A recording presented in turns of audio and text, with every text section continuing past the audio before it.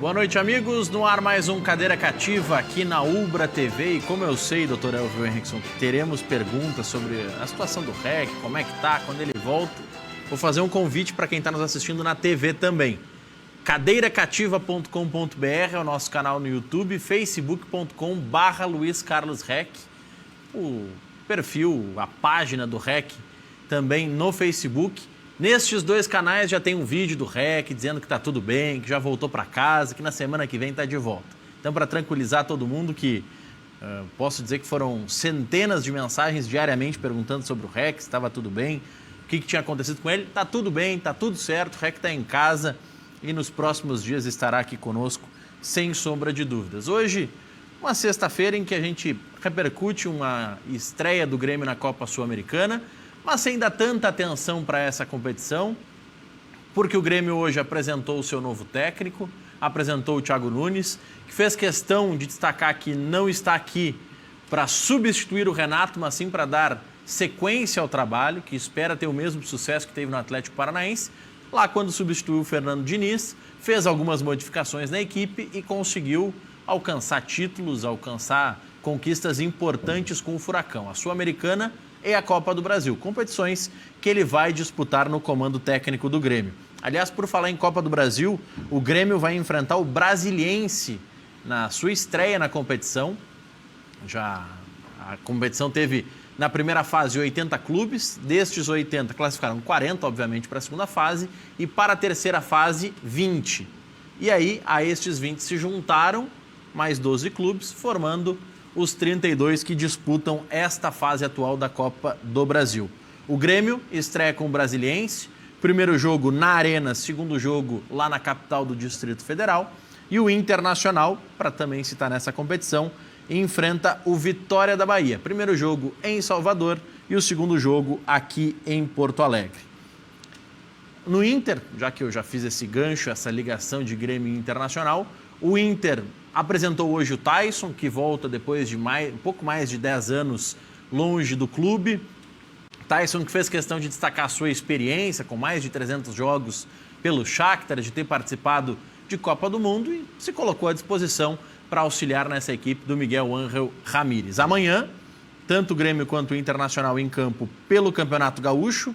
A disputa entre Grêmio e Inter é pela primeira colocação e projetando vantagens na decisão do Gauchão. O Grêmio é o líder com 21, se ganhar permanece na liderança e confirma, portanto, vantagem nas próximas fases. O Inter tem 20, joga em casa contra o Esportivo. O Grêmio vai a Erechim enfrentar o Ipiranga do Júnior Rocha, que conversou conosco ontem aqui no Cadeira Cativa.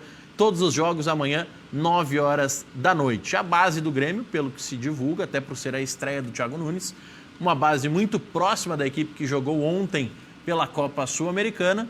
E por isso eu já pergunto, Dr. Elvio Henrickson, esse jogo ganha importância ou tem importância pelo que representa no Gauchão, por representar a estreia do técnico? O senhor espera ver uma mudança, já que o Alisson, por exemplo, está lesionado, vai ficar pelo menos 2 meses fora.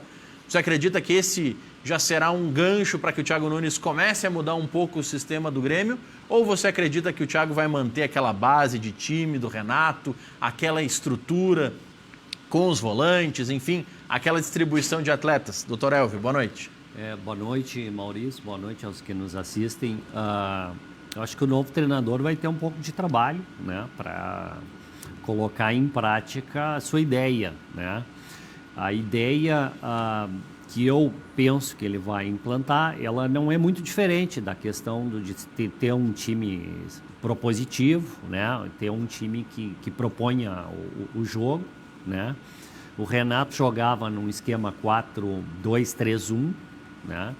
Que foi um esquema vitorioso quando tinha 2 peças que sabiam sair muito bem, né? Nesse 2, né? Que tinha o Maicon jogando muito na oportunidade, né? Tivemos o Arthur jogando muito na oportunidade, mas na sequência dos anos seguintes as peças foram trocando, né? E esse tipo de esquema, que é muito agressivo, né? Que bota todo o time praticamente espetado o tempo todo lá para frente, né?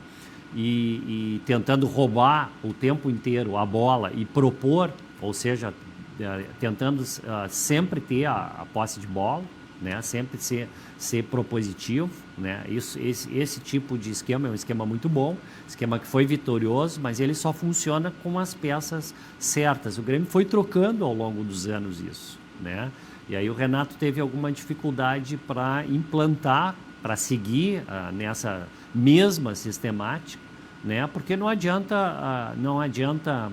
a querer implantar uma determinada sistemática e não ter as peças certas.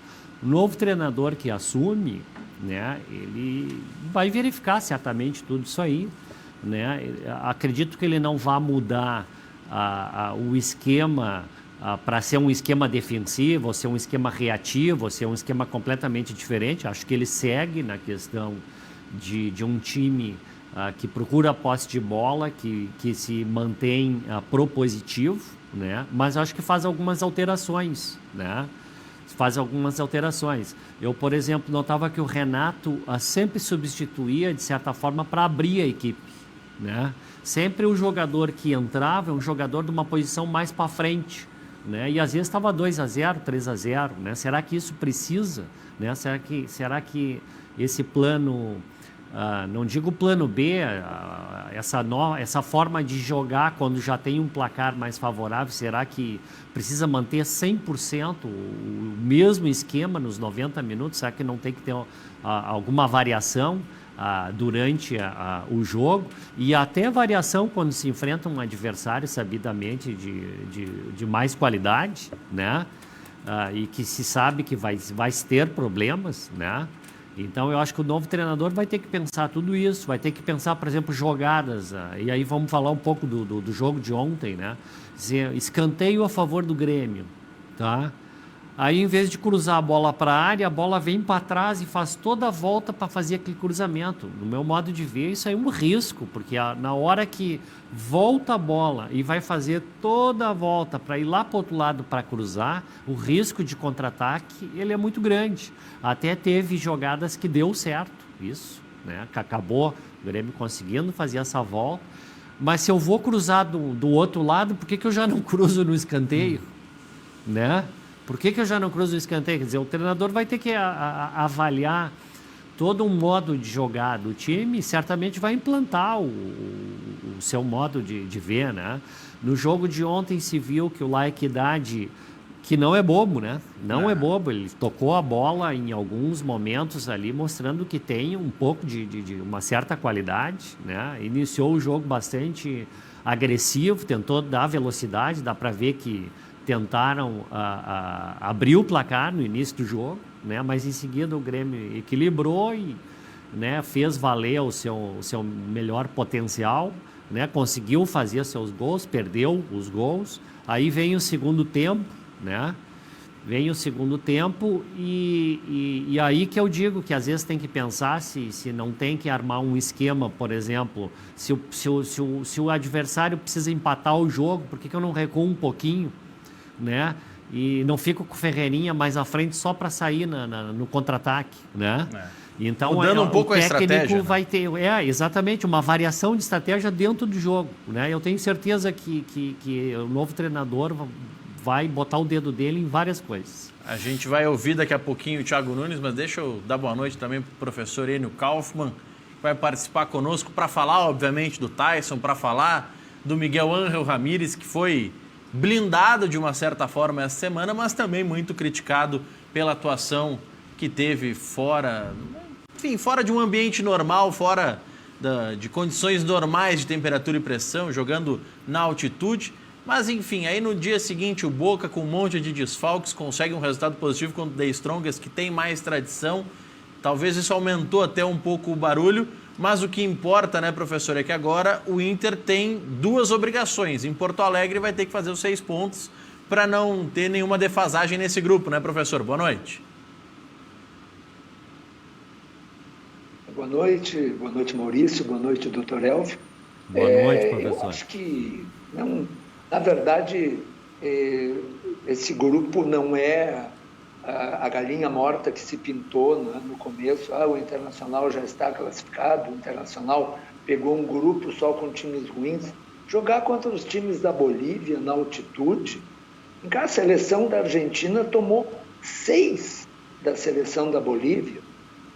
Por favor. Mas foi uma vez também, né, professor?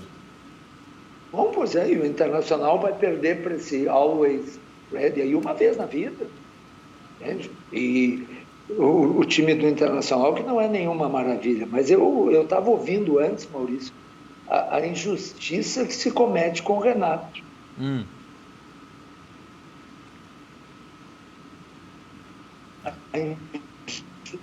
Travou um pouquinho o contato ali com o professor. A gente vai melhorar a conexão ali da internet com o professor para que a gente consiga ouvir. Professor, cortou bastante aí. Vamos refazer o contato com o professor Enio e aí na sequência a gente ouve também, porque ele veio com uma tese interessante sobre injustiça com o Renato Portaluppi. Eu quero ouvir o professor, mas enquanto a gente acerta lá a conexão dele, vamos fazer o seguinte, vamos ouvir o Thiago Nunes, novo técnico do Grêmio, que falou em sequência do trabalho do Renato e não em substituir o ídolo Renato Portaluppi. O Renato é insubstituível, por toda a representatividade que ele tem, do seu trabalho, na sua história, ligação com o clube. E nós não temos a mínima intenção de substituí-lo, e sim dar continuidade ao belo trabalho que ele vinha desenvolvendo, a todo o legado que ele deixa ao Grêmio, e aí que possamos ter a sabedoria, né, e o equilíbrio de tomar as decisões necessárias junto com a direção para que possamos dar sequência a esses anos bons e competitivos que o Grêmio vem mantendo na última década. Thiago, tudo bem? Prazer falar com você. Você citou há pouco que o primeiro objetivo é dar continuidade ao trabalho do técnico Renato. Eu entendo a ideia, eu entendo o conceito, mas ao mesmo tempo a direção do Grêmio muda o treinador porque quer algo diferente, naturalmente. Precisa de um novo caminho, de uma nova transformação, um novo ciclo sendo aberto. O que o torcedor do Grêmio pode esperar de diferente a partir da sua chegada e das suas ideias? Teremos uma nova plataforma de jogo na equipe, um novo conceito. O que você pode adiantar de transformação, que é o que o torcedor espera nesse momento? Todo treinador tem as suas particularidades, né? Naturalmente isso acontece. Mas o Grêmio, como essência de jogo, ele conseguiu criar uma característica muito própria nos últimos anos, né? E eu não tenho o direito de vir aqui e mudar isso. Eu tenho que tentar dar continuidade a isso que foi construído, junto com esse grupo de atletas que tem qualidade, que tem potencial técnico para manter esse ritmo competitivo da equipe. Lógico que algumas questões pontuais a gente vai de acordo com a característica dos jogadores, de acordo com a característica dos adversários, implementando estrategicamente a cada jogo.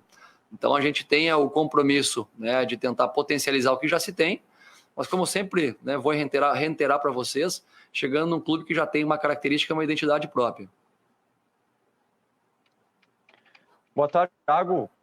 Você teve um trabalho muito vitorioso no Atlético Paranaense, mas não conseguiu repetir isso no Corinthians. Eu queria saber quais foram as dificuldades encontradas na equipe paulista e quais foram as lições tiradas para que o seu trabalho se repita vitorioso, como foi no Atlético Paranaense, e não como foi na equipe paulista. Cada clube tem as suas particularidades, tem a sua cultura, né, tem as suas ideias próprias. O treinador ele tenta criar uma sinergia entre a cultura do clube e as suas características. É muito difícil, né, em você repetir em todo clube que passa o mesmo trabalho. Isso aí é inviável, porque mudam os jogadores, mudam a característica, né, cultural muda a característica cultural dessa instituição. Você citou o Atlético, né, foram 4 conquistas emblemáticas em pouco mais de 2 anos, né, então é difícil você conseguir ter essa mesma rotina de títulos em tão pouco tempo. Eu espero ter sucesso aqui, ter, né, junto com o grupo de atletas, com toda a direção e comissão técnica, a capacidade de levar o Grêmio a disputar finais. No Corinthians, eu tive a oportunidade de disputar uma final de Campeonato Paulista, um campeonato muito duro, né, perdemos nos pênaltis, mas a disputa de finais tem sido uma rotina na minha vida nos últimos anos, e você disputando finais, você está naturalmente mais próximo de vencer. Todo o trabalho nos traz ensinamentos, né, e eu não poderia ser diferente. Em todos os clubes que passei, independente de onde foram, eu mantive meu crescimento, né, em termos de maturidade, em termos de tomar decisão. Espero chegar nesse momento com mais sabedoria, né, mais tranquilidade, para poder ser mais assertivo no que for feito aqui dentro do Grêmio. Thiago, olha só, tudo bem? Tu impressionaste a direção do Grêmio porque tu sabe fazer muito bem o diagnóstico de tudo que aconteceu na tua vida. sabe por que tu acertou no Atlético e o que aconteceu no Corinthians. Eu queria exatamente que tu contextualizasse para a gente, porque a gente viu o teu trabalho maravilhoso no Atlético, mas o que aconteceu no Corinthians? Por que as coisas lá não foram como imagino tu crê que deveria? E só mais uma, vai ter cartilha no Grêmio, porque isso foi bastante falado lá. Primeiro que os parâmetros de avaliação normalmente são levados em consideração de quem ganha e quem perde, né? E eu, além do critério mais simples, que é de quem ganha e quem perde, eu levo em consideração muitos dos processos internos que são desenvolvidos diariamente, né, de maneira anônima, dentro da organização que o treinador faz parte, mas que ajudam a médio e longo prazo essa organização a ter sucesso. Então, eu não considero, né, dessa maneira como você mencionou, o trabalho no Corinthians um trabalho ruim, porque tiveram muitos fatores internamente que a gente contribuiu para a evolução, para a melhora, e não é porque o resultado de campo não foi de acordo com a expectativa criada que isso é um insucesso, né? Então, eu sei da importância, né, de você dirigir um clube como o Grêmio, a importância do resultado, o torcedor quer esse resultado, nós vamos nos esforçar diariamente o máximo para isso, mas existem fatores que são controláveis e fatores que fogem ao controle das pessoas que estão fazendo a gestão do futebol. Sobre a questão de cartilha, isso nunca existiu, né? Nunca houve esse termo cartilha, né? Isso nunca foi implementado por mim. Há um equívoco nessa fala, né? Porque se noticiou muito sobre esse tema, mas é um tema que realmente não existiu e que, de certa maneira, foi algo que surgiu, né, de fora para dentro lá no clube e que acabou tomando uma magnitude maior do que devia. Tá aí o técnico Thiago Nunes falando um pouco sobre a sua chegada ao Grêmio, respondendo também um pouco sobre o Corinthians. Professor, agora acredito que estamos com uma melhor qualidade aí de conexão. O senhor assistiu um pouco do Thiago Nunes, o senhor estava falando de uma injustiça com o Renato, professor.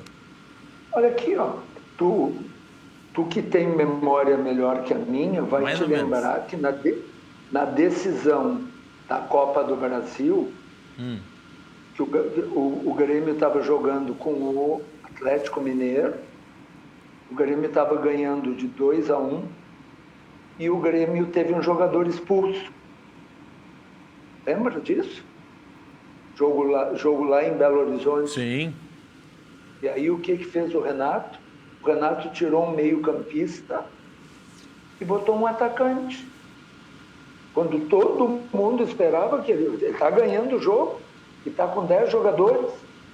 Aí o Jeromel deu uma de ponta direita, correu, cruzou, o Grêmio fez 3-1 e o Renato ganhou uma estátua, porque é um gênio.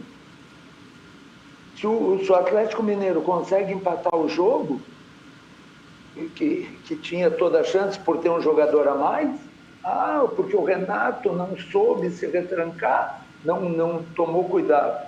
O Renato foi jogar contra o River Plate, que era um time melhor que o Grêmio, na minha opinião, e ganhou o jogo lá em Buenos Aires, jogando fechado, defensivamente, jogando por uma bola. O Grêmio eliminou o São Paulo jogando fechado defensivamente, reativamente. Tudo isso sob comando do Renato. Claro, eu estou falando de acertos do Renato. O Renato teve erros graves.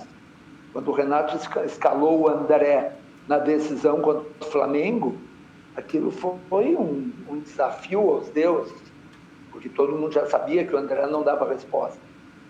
Mas, sabe? Quando ele troca o goleiro nessa decisão agora de Copa do Brasil também, trocou um meia-boca por outro menos meia-boca ainda.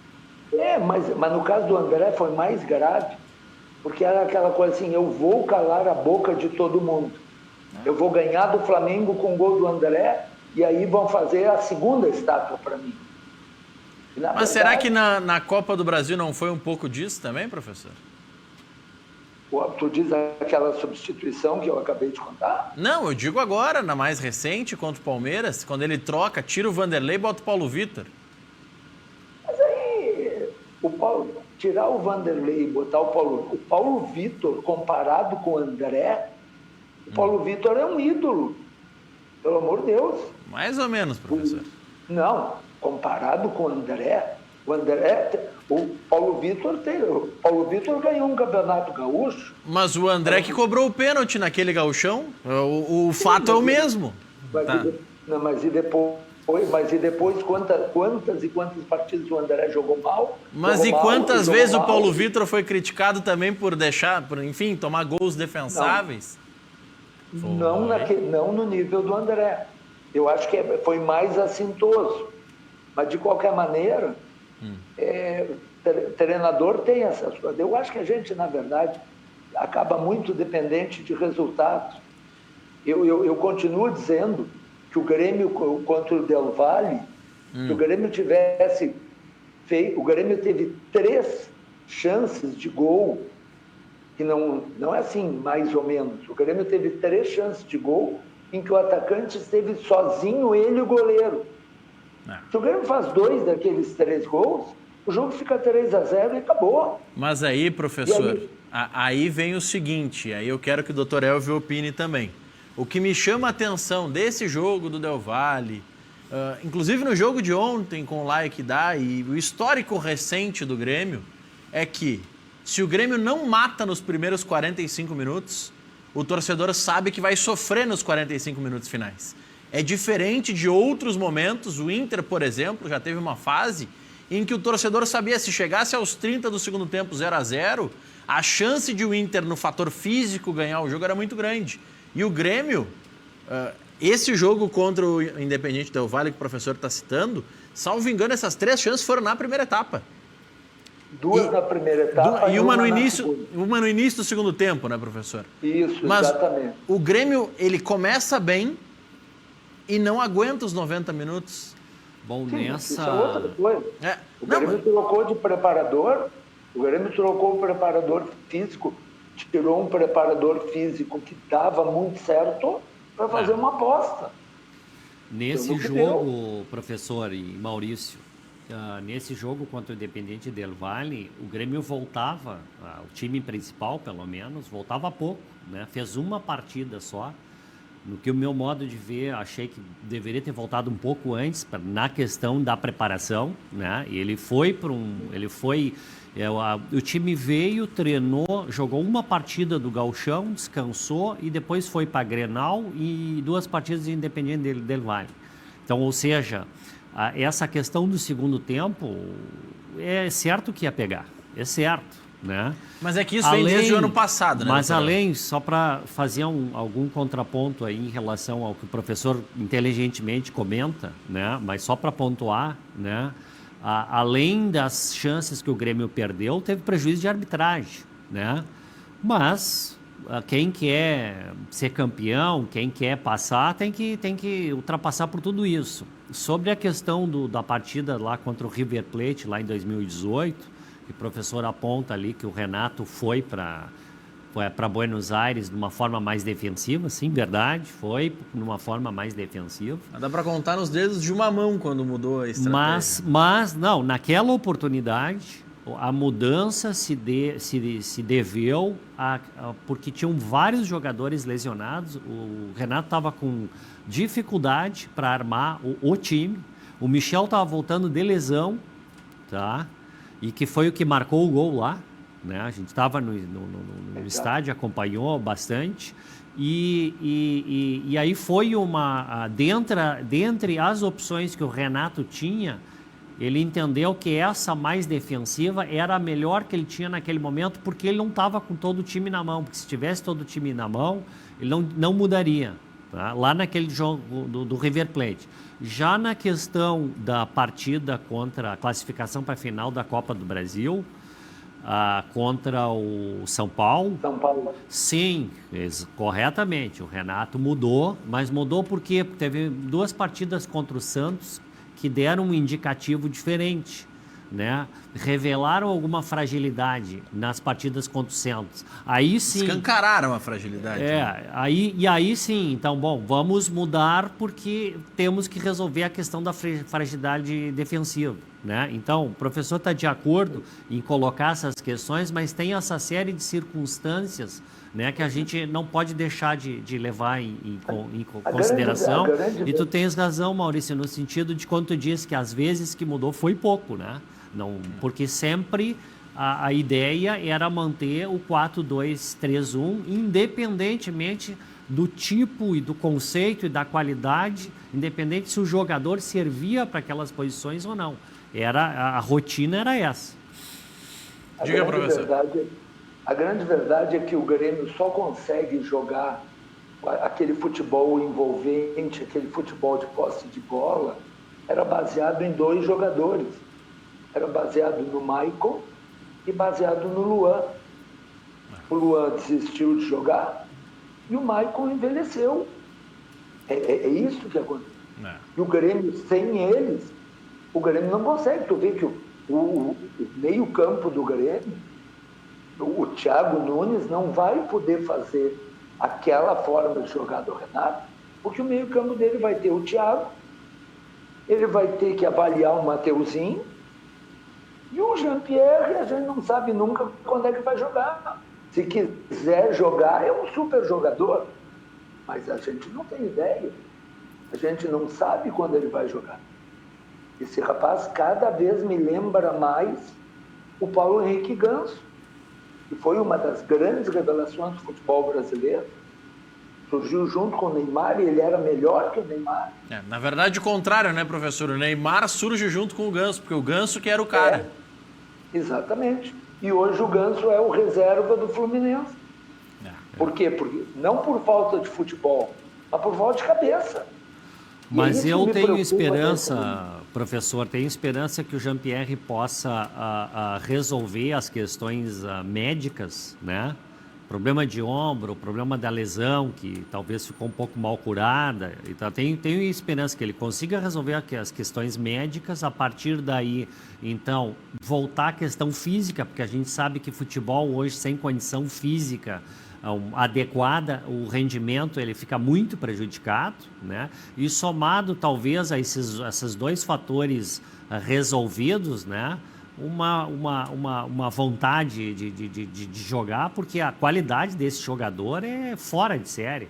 Ele, inclusive, eu ouço dizer que, assim, quem seria o substituto ou quem joga, até o professor pode tentar pensar nisso, quem no Brasil hoje joga com a 10 de meio armador no nível que o Jean-Pierre joga quando ele joga? O problema é que é quando, né? O problema é esse final, é quando ele joga. Porque o Grêmio tem no seu grupo o melhor exemplo de como o jogador de futebol de alto nível depende fundamentalmente de atitude. O Kahneman é um zagueiro tecnicamente com limitações. No entanto, é um jogador de seleção. Por quê? Pela sua atitude. E é isso que, infelizmente, falta com o Jean-Pierre. O Jean-Pierre potencialmente pode ser um jogador da seleção? Sim, pode. Mas a atitude do Jean-Pierre, tu vê o Jean-Pierre em campo, não é só uma questão de estar bem fisicamente. É a postura, é a atitude dele. E isso no futebol é decisivo, especialmente o futebol de alto nível. E o melhor exemplo é esse que eu dei, é o Kahneman. Olha a trajetória desse rapaz. Né? E tecnicamente, com limitações. Mas com uma atitude que o leva a ser um jogador da seleção argentina. Com justiça, diga-se de passagem. Eu lembro, professor, lá quando o Grêmio estava contratando o Kahneman, 2016, era período eleitoral no Grêmio, inclusive, estava na renovação do conselho, que depois colocou o presidente Romildo novamente, que, enfim, aí logo depois dessa reeleição do Romildo é que chegaram todos os títulos da Copa do Brasil, da Libertadores e tudo mais. Eu lembro de ouvir de gremistas ali na esplanada da arena, antes de subir a rampa, eu ouvi alguns gremistas dizendo, não, eu falei com um jornalista mexicano, ouvi um podcast de um jornalista mexicano, estava dizendo que o Kahneman é muito quebrador, que o Kahneman não é um jogador do estilo que o Grêmio precisa. Quando eu ouvi essa declaração, eu virei para um amigo meu que estava junto, falei, agora eu tenho certeza que o Kahneman vai dar certo no Grêmio. Porque era esse o tipo de jogador que o Grêmio precisava. Mas né, o doutor pior Helder? foi o Jeromel, né? Que diziam que, não, isso aí é nome de remédio, não é Não, jogador de e a futebol. e a entrevista do jornalista espanhol lá, do Muy Malo, aí entra pro folclore também. O Thiago Santos é um tipo de jogador que, pelas características dele, alguns vão criticar pelo valor investido. Porque não devia investir tanto num jogador velho que está vindo dos Estados Unidos. Primeiro que eu não acho ele velho, eu acho que ele está numa faixa de idade que ainda tem pelo menos 3 anos de alto desempenho no futebol, 2, 3 anos ao menos. E é um estilo de jogador que o Grêmio precisa. O Inter talvez precise de um jogador nesse estilo. Não é o estilo do técnico do Inter, mas é um, entre aspas, cão de guarda, um protetor para a defesa que o Grêmio durante muito tempo não teve. Nem quando tinha o Jailson tinha tanto. E procurou. E procurou. O Grêmio tentou negociar com o Atlético Paranaense. Com o Wellington Martins. Né? Exatamente. Tentou, campeão da Copa do Brasil contra o Internacional, jogando de número 5 tradicional, vamos chamar assim. O Michel, em parte da passagem dele no Grêmio, ele foi mais esse primeiro volante. Mas aí depois veio lesão, depois o Renato começou a improvisar ele na zaga. Caiu de e os gols contra, e aí ele caiu de produção e não vingou mais. Mas eu diria o seguinte, Maurício, apesar de não é o estilo do técnico, pela variação, isso que eu estou explicando, que eu entendo que o time ele tem que se apresentar de acordo com a circunstância, né? Então, se eu já estou com 2-3-0, eu não vou ficar todo o tempo correndo atrás da bola, eu vou armar uma arapuca para marcar o quarto, mas me recuo um pouquinho, entende? Se eu vou enfrentar um time que eu sei que é superior em termos técnicos e eu vou ficar um bom tempo sem a bola, ou até vou ficar com mais posse de bola, mas eu sei que o contra-ataque reativo ele é mortal pela qualidade, né? Um jogador desse faz falta para fechar lá atrás. Então eu diria que quando se fala, mas o técnico não gosta do esquema, então o técnico não tem um plano 2, não tem um plano 3, quer dizer, joga sempre na mesma. E aí, doutor? Eu não consigo entender como sendo correto um time de futebol se apresentar sempre da mesma forma em qualquer circunstância. É como se eu tivesse uma seleção do mundo, né? Fosse um Barcelona, um Real Madrid, no tempo que ganhavam, né? Porque agora a coisa a torneira está secando lá para eles, né? E aí eu tiro um jogador de seleção do mundo e boto outro de seleção do mundo e nunca preciso... Não é a nossa realidade aqui. A nossa realidade é que a gente não tem peças de reposição de alta qualidade para todas as posições. Então a gente vai realidade do cair, Flamengo, o senhor né? diria? Para várias posições, sim. Várias posições, sim. O Flamengo tem no plantel jogadores muito interessantes e consegue fazer reposições sem baixar, né, a qualidade, né, do jogador que saiu, ou se baixa, não baixa muito pouco, né? Mas não é a realidade de Grêmio Internacional. Pro futebol brasileiro. O Flamengo tem se comparar com o futebol brasileiro. Porque os jogadores que estão aqui é porque a Europa não quer. Os jogadores que estão jogando no Flamengo é porque a Europa mandou de volta. Porque não deram certo lá. Não tem nenhum jogador que jogue no Veranópolis que o Grêmio Internacional queira e ele não vem correndo. A mesma coisa vale para os jogadores do Flamengo. O senhor acha? Eu não acho, eu tenho o Flamengo não consegue bancar ali 2,5 milhões de reais de salário para segurar alguém para não ir para a Europa? Qual deles? Me diga um que houve interesse de um time da Europa e ele não foi. Diga um. Não, mas o Jesus quis levar meio time do Flamengo e não conseguiu. Quem que ele quis levar? Que ele quis efetivamente, que veio uma oferta e que não foi? Não veio. E não esquece. E não esquece que é pro Benfica. Que é pro Benfica, que é a segunda divisão da Europa. Tá, aí, professor, o senhor dá um gancho para um assunto que ontem faltou tempo, a gente não conseguiu debater aqui no Cadeira Cativa. O que justifica, então, nessa sua linha de que o Benfica e o Campeonato Português é a segunda divisão da Europa, o Cebolinha ficar 4 meses sem conseguir marcar um gol? O que acontece com o Cebolinha? Porque saiu daqui com alguns dizendo que ele era o substituto do Neymar na seleção brasileira.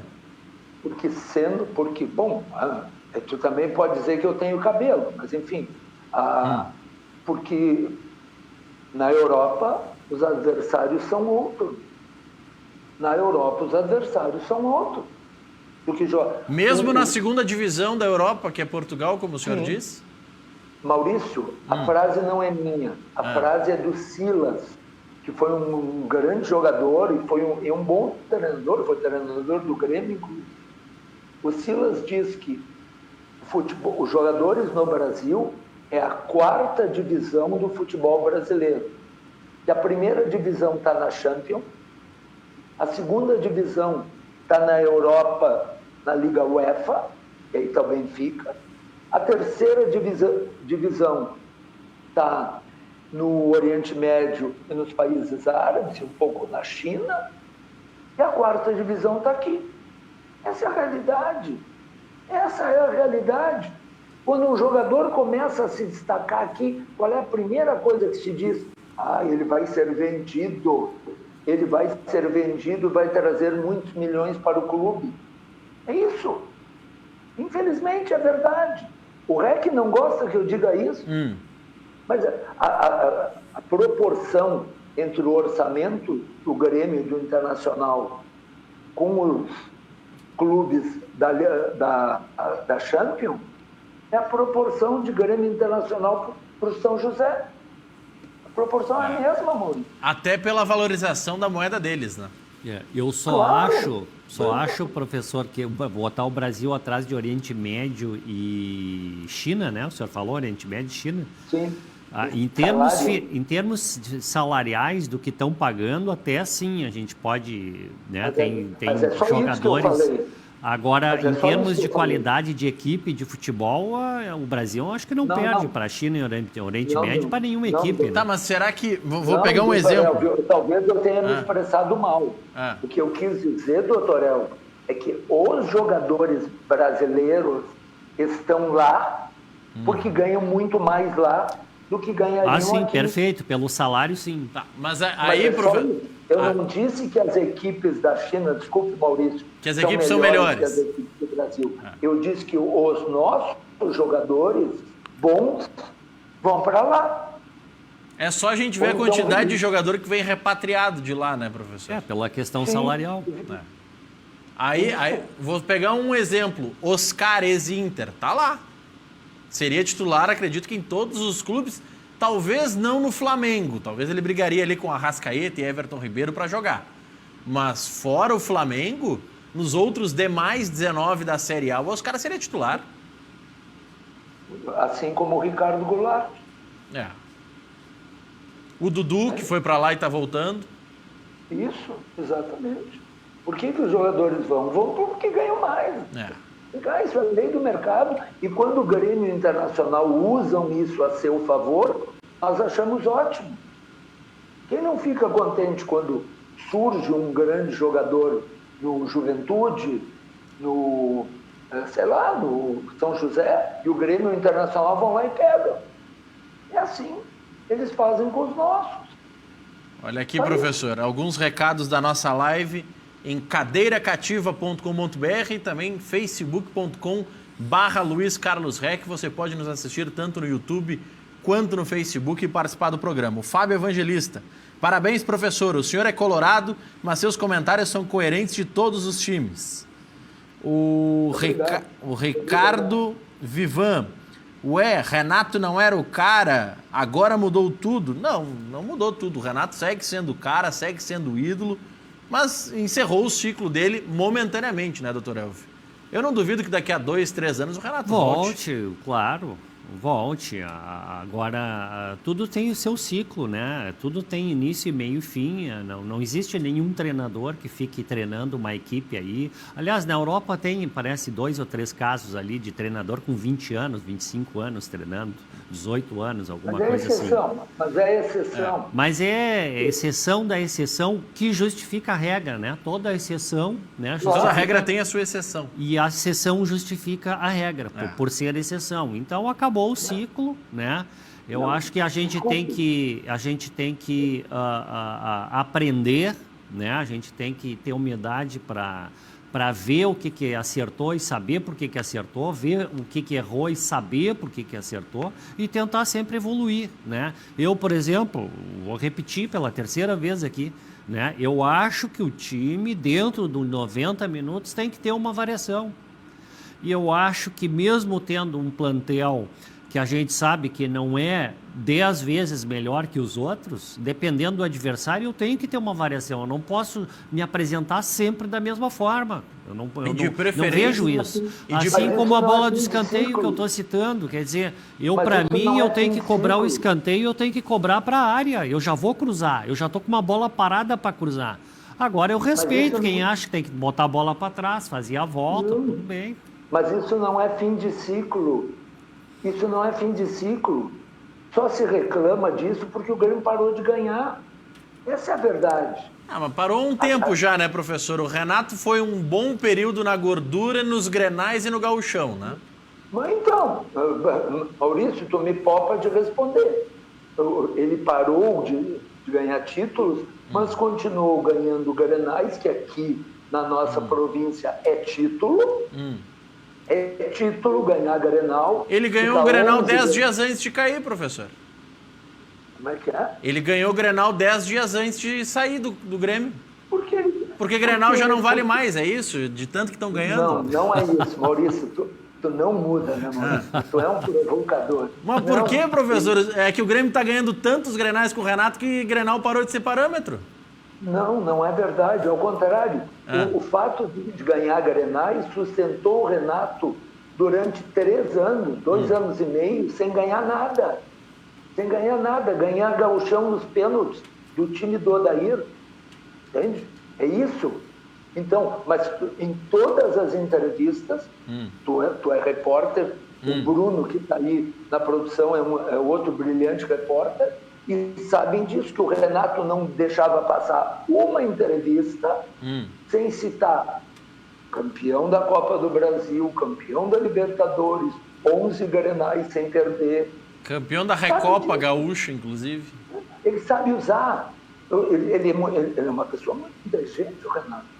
Muito esperto. E sabia usar. E por isso permaneceu.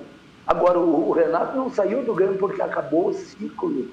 Essas críticas que o doutor Elvio faz, elas aparecem porque o time não está ganhando. Não, mas professor, existiam essas críticas enquanto o Renato estava sustentado, tinha um bom lastro. É que o Renato, por si só, ele é uma figura que qualquer pessoa que o critique é taxada de oposição, de oportunista e tudo mais. Isso a gente teve aos montes. E de injusto. De injusto, de ingrato, quando é torcedor do Grêmio. Mas ele te deu os maiores títulos, como é que está criticando?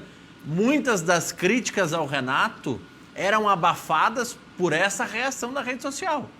Rede social esta, aliás, professor, que nas enquetes no dia da queda do Renato, queda não, porque oficialmente foi um comum acordo, mas o presidente Romildo não demitiu ninguém. E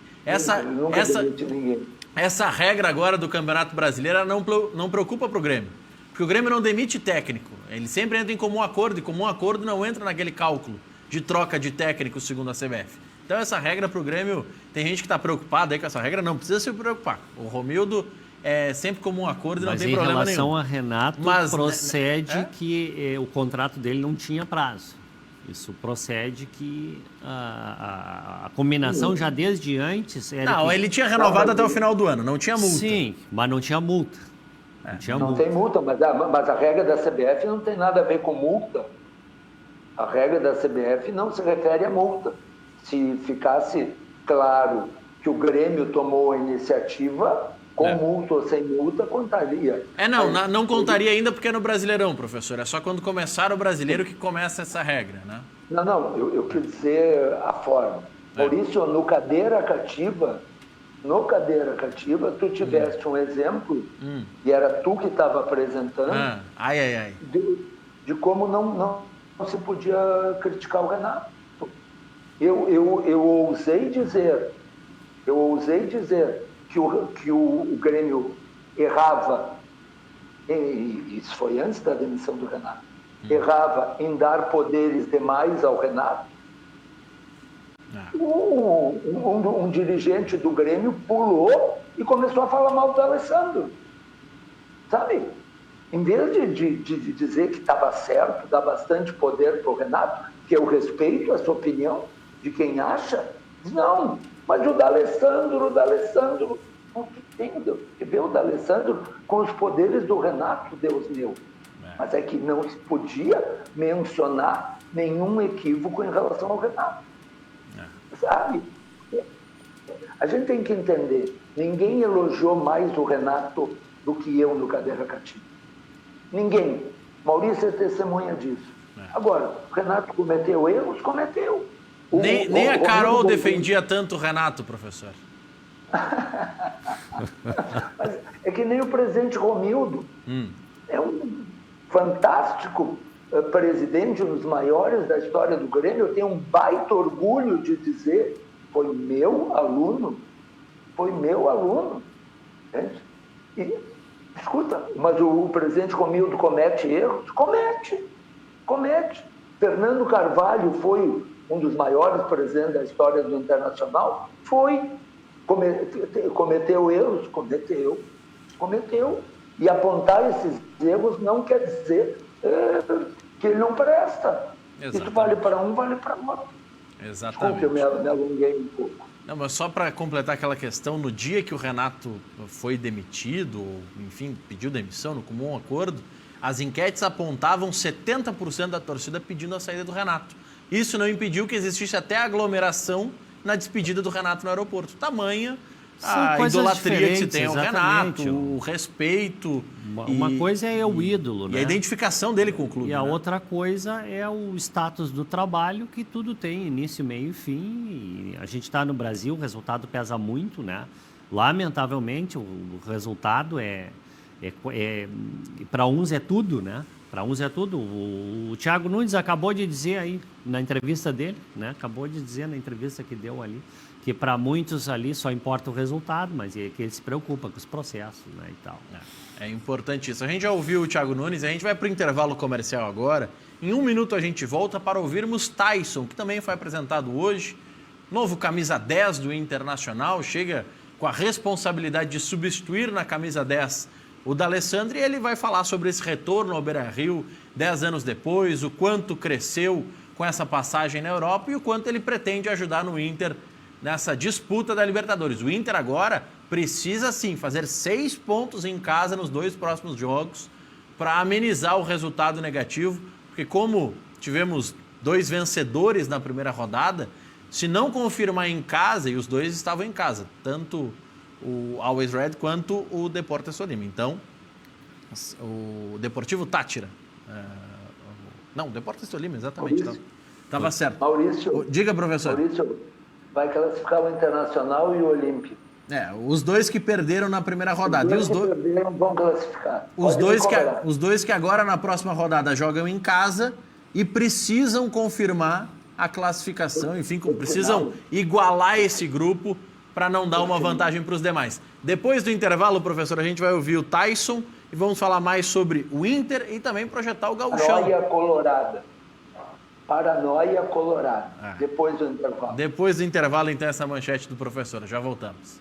7h51, de volta com Cadeira Cativa. Lembrando, então, na primeira rodada, Always Red ganhou do Internacional 2-0 e o Deportivo Táchira ganhou do Olímpia por 3-2. Por isso, Olímpia e Inter, que agora jogam em casa, o Inter contra o Táchira, o Olímpia contra o Always Red, precisam de 3 pontos para, enfim, equilibrar um pouco este grupo na Taça Libertadores da América. Deixa eu falar. Diga, professor. Não, eu ia falar de que a gente brinca que torcedor é paranoico e fica vendo sempre uma conspiração. Eu tenho um amigo que mora no exterior, mora no Brasil, ele disse: Enio, tu viste como o Olímpia foi favorecido? Não, o que houve? Mas, gente, pelo amor de Deus, não seja ingênuo. O Olímpia joga os 2 últimos jogos em casa.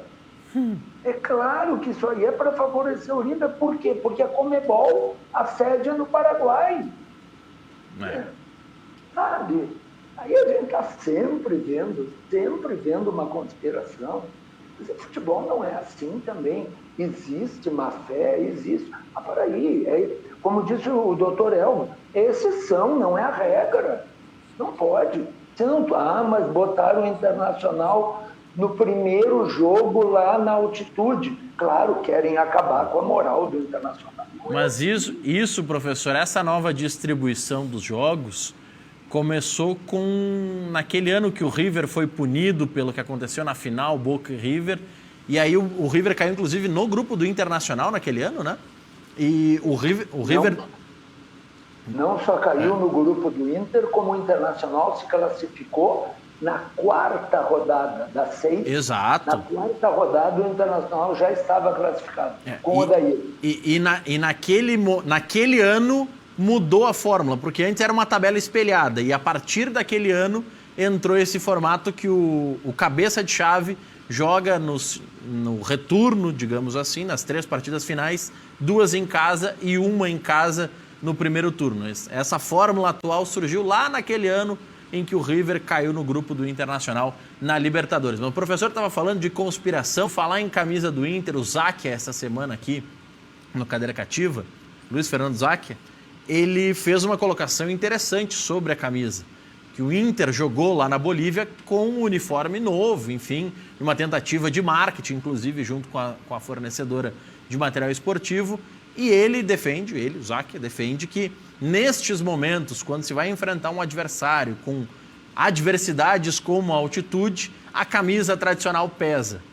No outro dia, na quarta-feira, no dia seguinte ao jogo do Internacional, o Záquia disse isso, e nesse mesmo dia o Boca enfrentou o The Strongest no mesmo estádio, com a mesma altitude. Boca que tinha 5 ou 6 jogadores fora por Covid ou por convívio próximo com quem teve Covid e mais 4 ou 5 jogadores lesionados, além do Tevez, que foi preservado por conta da altitude. O Boca tinha no banco jogadores que nunca tinham estreado com a camisa do Boca pelos profissionais. E mesmo assim conseguiu uma vitória fora de casa. Tem o peso da camisa, tem um pouco, óbvio, a qualidade do adversário, mas historicamente o The Strongest é uma equipe que, inclusive, já classificou para oitavas de final por conta do fator local. E o Boca passou por cima disso. Mas, Maurício, eu consigo dar um depoimento pessoal, porque fui muitas vezes à Bolívia, por questão de trabalho, se abriu lá distribuidores e lojas de calçado, depois outros clientes colocaram negócios lá na Bolívia, né? Essa rota de sair do Brasil, chegar em Santa Cruz de La Sierra, que é o mesmo nível do Mato Grosso, né? Praticamente o mesmo nível do mar. Dali sai lá para La Paz. La Paz se desce em El Alto, que é justamente aonde tem o estádio, né? Se chega em 4.000 metros... Se chega em 4.200, o lugar já se chama El Alto, porque é o ponto mais alto dali, da região de La Paz. Quem anda em La Paz varia de 4.200, que é no aeroporto, até 13.200, que é na zona sul de La Paz, tá? Então, essa variação de 1.000 metros, de 13.200 a 4.200, tá? Então, a gente sai do nível do mar, chega em 4.200, desce do avião, Maurício, falta o professor. A primeira coisa que faz, porque dentro do avião a cabine é pressurizada, tá uma outra pressão ali, tem um outro nível de oxigênio ali. A gente desce de avião e todo mundo faz assim, dá uma inspirada para equilibrar. Aí até chegar no local lá para pegar as malas, caminhar, e tem uma boa parte que tem que retirar a bagagem para depois passar pela aduana, né? Carregando a bagagem já é outra puxada, que é uma coisa que a gente já faz... Já parece um exercício. Já parece um exercício. Eu não sentia muito, né? A primeira vez que eu fui lá, viajou ao lado um funcionário do governo brasileiro, que há 20 anos ia para lá, e eu perguntei para eles, olha, qual é o segredo para não passar mal, porque muita gente passa mal, né? Eu disse, olha, a primeira questão é não se alimentar demais, quer dizer, comida muito leve nos 2, 3 primeiros dias, né? E a segunda questão que eles recomendam lá é o chá de coca deles, digestivo, que não tem nada a ver com cocaína, né? Mas que é um chá para o mal de altitude que nos hotéis tem, né? As jarras e as cafeteiras ali com o chá. Eu vi gente, Maurício, que tem que cuidar com esse chá aí, porque às vezes contamina os outros. Mas não tem nada que ver. Qualquer supermercado tem e não tem problema. É como se fosse um chá de Marcela, tá? É um chá digestivo e ele funciona muito para o mal de altitude. Eu vi gente se deslocando nesses 1000 metros que começava a ter hemorragia no nasal. Começava a sair sangue do nariz só pelo deslocamento. Eu vi gente que não conseguia ir à reunião de trabalho no outro dia, chegava em La Paz, tinha uma reunião no outro dia, fomos a trabalho, evidentemente, eu presenciei isso. Eu cheguei a caminhar lá, naquele tempo eu estava em forma, não é agora com a pandemia que a gente está encerrado aí, que nem a academia pode ir, né? Naquele tempo eu estava em forma, eu chegava a caminhar para cima e para baixo andando, porque o La Paz ou você sobe ou desce, não tem parte reta. Os ônibus, inclusive, são aqueles micro-ônibus para poder aguentar o peso na subida e não ter muito peso na descida, né? Eu acho, tá? Eu acho que eu fui a mais de 30 vezes, tá? Essa experiência, então, não é, fui uma vez e vi isso. Eu estou falando em mais de 30 vezes. Eu acho, sinceramente, que as equipes de futebol sofrem. As reações, elas são diferentes. Tem jogador que vai conseguir terminar a partida, tem jogador que não vai terminar a partida. Jogador que não consegue entrar na partida. Isso, que não consegue, né? Que não consegue porque a reação de cada um, ela é diferente. Eu acho que é um fator de desigualdade, né? E assim, a gente, quem sai depois de La Paz, nós íamos para Cochabamba, que está a 2.200, 2.300 metros, né? O avião já sai de La Paz, Maurício, o avião já sai descendo. Normalmente a gente pega o avião vai subindo e fica minutos subindo até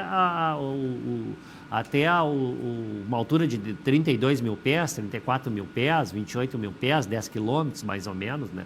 Não, o avião que sai de La Paz e vai para Cochabamba ou Santa Cruz de la Sierra, ele sobe um pouquinho e já começa a descer. Ou seja, a variação ela é muito grande.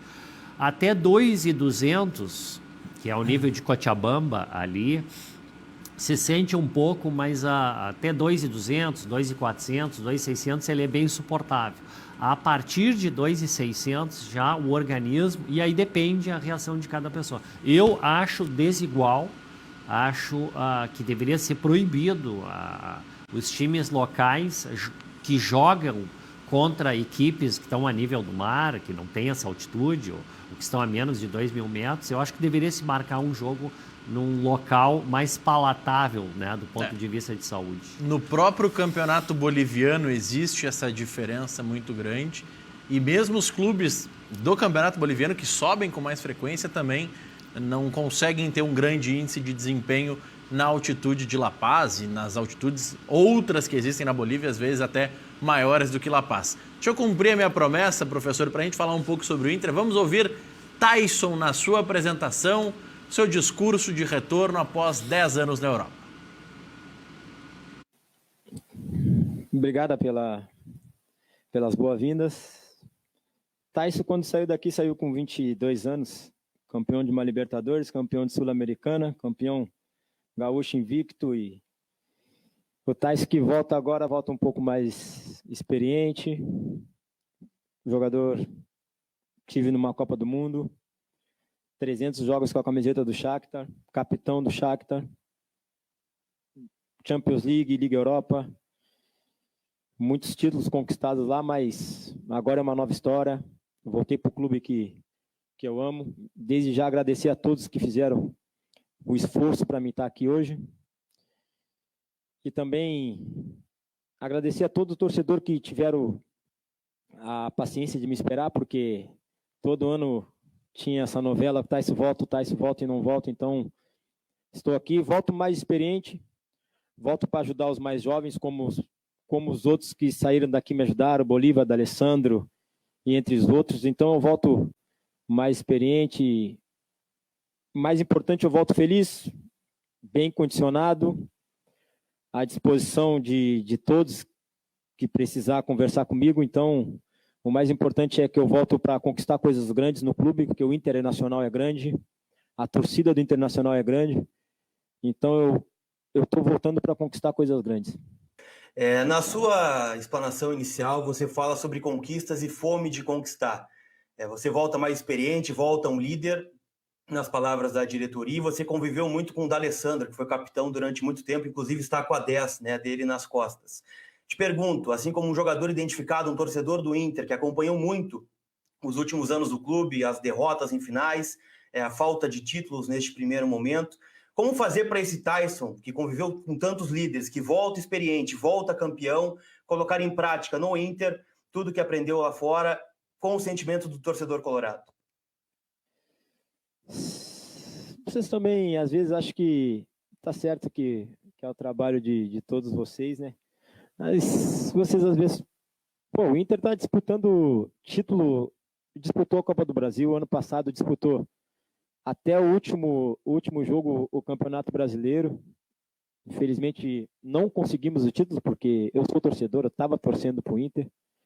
Então, esse ano a gente espera que seja diferente. O grupo do Inter é muito forte, tem muito bons jogadores no grupo do Inter. Tem uma comissão técnica que precisa de tempo, não é assim para se adaptar muito rápido ao futebol brasileiro. Então, eu cheguei para ajudar e também para ser ajudado, porque eu também preciso também. Não é que eu vim de lá, que eu já vim sabendo de tudo. Não, eu estou aberto também para conversar, para receber tudo que eles têm para me colocar. Então, eu estou muito feliz e espero que esse ano seja um ano maravilhoso para nós, para o Internacional, para a torcida, para a direção e para todos que torcem por nós. Tu falou que volta mais experiente desde que saiu aqui do Internacional. Eu queria que tu abordasse um pouco isso, porque tu ficou 11 anos na Ucrânia, em uma liga que a gente não acompanha muito daqui. Dentro do que tu viveu na Ucrânia, dentro do que tu viveu no Brasil, qual dos Taisons que voltam? Um Taison que jogou em uma liga mais competitiva e pode chegar sobrando aqui no Brasil? Ou um Taison que vai precisar de um período de adaptação? Eu queria que tu comentasse um pouco como é que é a competitividade na Ucrânia e de que maneira tu pretende chegar aqui no Brasil. Cara, é uma liga que vocês não acompanham muito, é o campeonato ucraniano, né? Porque o Shakhtar disputava a Champions League o ano todo. Eu cheguei às quartas de finais de uma Champions League. Joguei contra Real Madrid, contra a Inter de Milão e entre outros clubes grandes da Europa. O Taison volta, como eu falei antes, volta mais experiente, mas do mesmo Taison que saiu daqui, com uma cabeça melhor, cabeça mais no lugar, porque sair daqui era com 22 anos, né? Muito jovem. Mas o Taison volta, o mesmo Taison que voltou, com a mesma disposição, com vontade de vencer, isso que importa. Vontade de estar já logo dentro do campo, vontade de conhecer meus novos companheiros. E respondendo a tua pergunta, eu volto o mesmo Taison que saiu daqui. Podem ficar. Tá aí o que disse o Taison, reforço do Internacional, trazendo um pouco sobre a sua experiência nesses 10 anos atuando no futebol europeu. Depois do intervalo, vou ouvir o professor falando sobre o Taison. Vamos projetar um pouco o que Grêmio e Inter vão fazer, não só nesse final de semana, mas na sequência dos compromissos, o Inter na Libertadores, o Grêmio na Sul-Americana, ambos também na Copa do Brasil, e tem que conciliar tudo isso com reta final do Gauchão, que provavelmente, é o que tudo indica, ou pelo menos a lógica indica, que pode ter Grenal na decisão. Sobre tudo isso a gente fala depois do intervalo, já voltamos. 8h11, de volta com o nosso Cadeira Cativa, professor Enio, o que disse o Taison, o quanto lhe motiva, atrai bons pensamentos tendo o Taison de volta ao Internacional. E uma das perguntas mais difíceis de se responder, no lugar de quem vai jogar o Taison, porque o que boa parte diz é que o Taison jogaria no flanco esquerdo, só que ele está jogando na Europa centralizado. E aí, professor? Olha, Maurício, o Tyson joga onde ele quiser, porque o Praxedes é uma promessa, o Palácios é outra promessa, mas nenhum deles cumpriu coisa nenhuma. Então, em qualquer dos lugares que ele entrar, vai melhorar o time. O que me preocupa é que não se supervalorize a chegada do Tyson. O Tyson vai agregar qualidade ao time do Internacional? Vai. Mas o Tyson não vai fazer o Zé Gabriel acertar passe. O Zé Gabriel vai continuar fazendo o lançamento para os adversários. O Zé Gabriel não pode ser zagueiro do Internacional. Não, nesse momento, pode ser que no futuro ele seja um maravilhoso jogador. Hoje ele não pode. O Moisés não pode jogar no sistema do Miguel Ramírez. O Abel, o que o Abel fez com esse mesmo grupo de jogadores? Ele montou um sistema viável com essas qualidades. A direção do Internacional queria mudar? Perfeito. Trouxe um treinador com ideias diferentes? Perfeito. Agora, deu jogadores para ele fazer essa mudança? Essa é a pergunta. Essa é a questão toda. Os jogadores que o Internacional tem, mas o Sarabia vai voltar. Então, quando voltar, pode ser que possa. Mas hoje, com o Heitor, não joga. Com o Moisés, não joga por dentro. Laterais participativos, como se espera desse sistema, não joga. Então, o Internacional tem limitações do seu jogador. Não é questão se o sistema é bom ou ruim. O sistema é bom ou ruim se ele tiver o jogador. O Dr. Elvio dizia no começo, quem pode se dar o luxo de primeiro determinar o sistema e depois escolher os jogadores é os milionários do Real Madrid, do Barcelona, do Bayern de Munique. Bem, agora no Grêmio Internacional tem que fazer um esquema que se adapte aos seus jogadores. Tanto se falou no Renato hoje. Lembra quando o Renato veio pela primeira vez para o Grêmio, Maurício? O esquema era totalmente diferente desse, porque era o que tinha, né? Porque o grupo era muito fraco, o Renato pegou, botou todo mundo para trás e jogava por uma bola. Eu me lembro do Rec dizendo, é horrível ver o Grêmio jogar. E eu dizia, eu quero ganhar como o Grêmio está ganhando. Eu como Colorado. E ele foi vice-campeão brasileiro. Pegou o time na zona de rebaixamento. Não, foi terceiro ou quarto lugar. Mas, enfim, pegou o time na zona de rebaixamento, jogando por uma bola.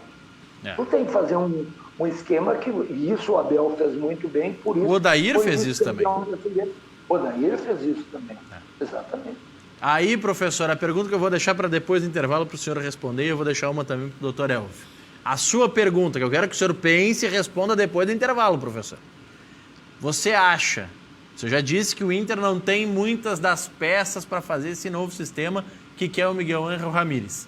Você acha que, o Inter deve liberar alguns atletas ou tentar recolocar no mercado alguns dos seus atletas e trazer outros no perfil do Miguel Ángel Ramírez, ou B, mudar o sistema de jogo para algo que encaixe melhor com as características do elenco? E mais, Rodinei, o senhor tentaria fazer um esforço de reemprestar ou algo do gênero, ou não deixa ele voltar para o Flamengo e ele que seja o problema dos cariocas? O senhor responde depois do intervalo, professor. Está debochando. Eu vou responder depois, mas está debochando. Não, eu não duvido que o Inter tente manter o Rodinei. Está jogando toda hora, Grenal ele joga, na altitude ele joga.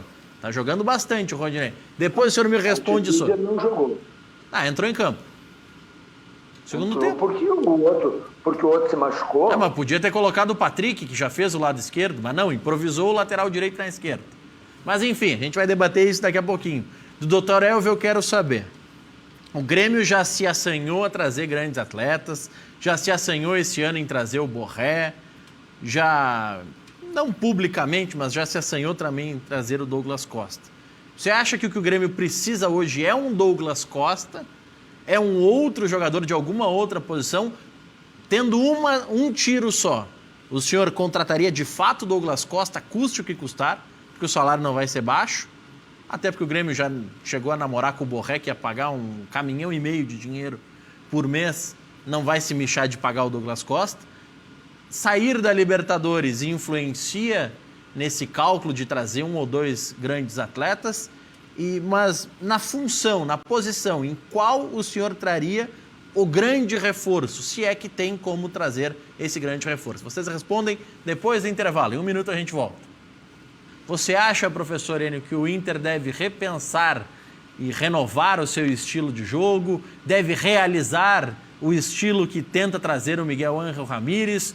Com estes atletas não é possível e para sonhar com algo tem que modificar esse sistema? Como é que o senhor vê, professor? Eu costumo dizer para os meus alunos que ninguém é obrigado a namorar. Se quer ir para uma festa e ficar com uma pessoa e depois ficar com outra e ficar com uma terceira, tá bem. Mas não namora. Se tu estiver namorando, tu vai ficar só com aquela pessoa que tu está namorando. É uma escolha. A mesma coisa aconteceu com o Internacional. O Internacional tinha um sistema de jogo com o Odair, tinha um sistema de jogo com o Abel, que deram certo. Essa é a realidade. O Internacional foi vice-campeão brasileiro e, por um detalhe, não foi campeão. Tu sabe disso? O Internacional decidiu trazer um treinador para implantar um sistema de jogo diferente. Não pode ser com os mesmos jogadores. Tu tem que dar equipamento para que ele faça isso. Sabe? Não tem como inventar a respeito disso. É simples. O treinador precisa de peças para implementar um determinado sistema de jogo. Senão, tu vai ter que mudar o sistema de jogo. É só isso. Professor, acho que o senhor lembra dele. Temos alguns jogos em andamento. Guarani está ganhando 1-0 do Palmeiras. Gol do Andrigo. Eterna revelação do Inter, né? Não, mas ele tá bem, deixa ele lá no Guarani. Ele tá bem. Deixa ele no Guarani. Não, mas ele tá bem no Guarani. Não, ele tá de fato bem no Guarani, mas eu tô falando que isso. Um ex-Inter marcou gol. Mas porque ele é um jogador do nível do Guarani. Aí eu lhe pergunto o seguinte, professor, e pro Dr. Elvio que está aqui no estúdio comigo. Será que não falta nós entendermos em alguns momentos que os atletas que são revelados em Grêmio Inter às vezes são assim, do nível do Guarani, do nível, sei lá, do Fortaleza, do nível do Fluminense, do nível do Vitória da Bahia? Porque cada atleta que surge aqui, às vezes o atleta faz 2 jogos maravilhosos, já se diz, é o novo Arthur, é o substituto do Alessandro, é o novo centroavante do time, ou é o novo ponto, o novo Everton Cebolinha. A gente às vezes pressiona demais os jogadores e faz com que eles não deem certo. Mas o que o professor está falando ali é que cada jogador tem a sua qualidade. Tem jogadores que têm mais qualidade, outros têm menos qualidade, outros estão numa situação intermediária. Eu poderia citar, por exemplo, o Tassiano. O Tassiano é útil para qualquer time, mas não é titular. Né? Tá bem lá no Bahia, que o professor está dizendo, lá deixa o Andrigo lá. Tá muito bem no Bahia, jogou muito bem. Agora eu não vou botar o Tassiano de titular. Agora, que entra em qualquer plantel, que vai ter utilidade saindo do banco, vai. Né? Eu acho que é isso que o professor está dizendo, não? Não, eu acho que esse tipo de jogador, doutor Elvio, ele trava o aparecimento do Darlan, do Bob Sim, para ficar no Grêmio, do Fernando Henrique. Se o Tassiano tiver no grupo, esse jogador médio, e quando a gente usa a palavra medíocre no sentido de mediano, ele trava o aparecimento de jogos. O jogador que não vai sair muito mais coisa, tem que deixar seguir sua vida. O Lauro, que foi titular do Bahia há tanto tempo, lembra, Maurício? Era um jogador que para o Internacional não servia. E lá no Bahia ele foi bem, jogou anos no Bahia, como titular. Então, são jogadores para esse Às vezes é esse o patamar daquele atleta, né? Exatamente. Às vezes, não só pelo futebol, mas pela atitude. Aquilo que a gente falou no começo do programa. Isso influencia bastante, né? Claro. Exatamente. Doutor Elvio, a questão que ficou pendente também do Grêmio, o que o senhor projeta nesses investimentos, onde o senhor investiria Que tipo de perfil de jogador o senhor acredita que precisa vir para o Grêmio para sonhar com títulos essa temporada? Bom, primeiro, quando a gente falou em ciclo, né? Eu acho que o ciclo do Grêmio se reinicia agora com uma situação de aproveitar ou não muitos jogadores que vêm da base, né? Basta ver aí a lista de convocados, os que estão inscritos, né? Que tem predominantemente, né, jogadores que vêm da base. Eu acho que tem que ter uma atenção bastante especial ali, né, porque é a base, né, que é o que o clube acaba completando aquela receita financeira, e é um investimento mais barato que tem para ter um excelente jogador. Em relação a carências, tu me perguntaste, tá? Nós tínhamos carência que era goleiro, volante, falando em primeira volância, né? Meio armador, porque o Jean-Pierre joga às vezes não consegue jogar, e centroavante, né? O senhor não traria mais um zagueiro? Era as 4... O zagueiro talvez não, porque o Juan, né? Eu comentei aqui no programa final do Campeonato Sub-20, ele foi muito bem, né? Goleiro, Breno tá indo muito bem, né? O volante, Thiago Santos, também está indo muito bem. Eu investiria nessas duas funções. Aí tu me pergunta, é o Douglas Costa? Não sei se é o Douglas Costa, mas um outro meio armador, para ter duas opções. E um centroavante era o que eu investiria. Obrigado, doutor Elvio. Obrigado, professor, pela participação. Uma última notícia, foi confirmado que Brasil e Equador, pelas eliminatórias, no dia 4 de junho, será realizado no Beira-Rio. No primeiro momento ainda esse projeto é sem público, mas quem sabe até lá surge a possibilidade. Por falar em público, vacina e tudo mais que envolve, os atletas olímpicos serão vacinados e a Conmebol recebe no fim do mês um lote de vacinas para os jogadores profissionais de futebol.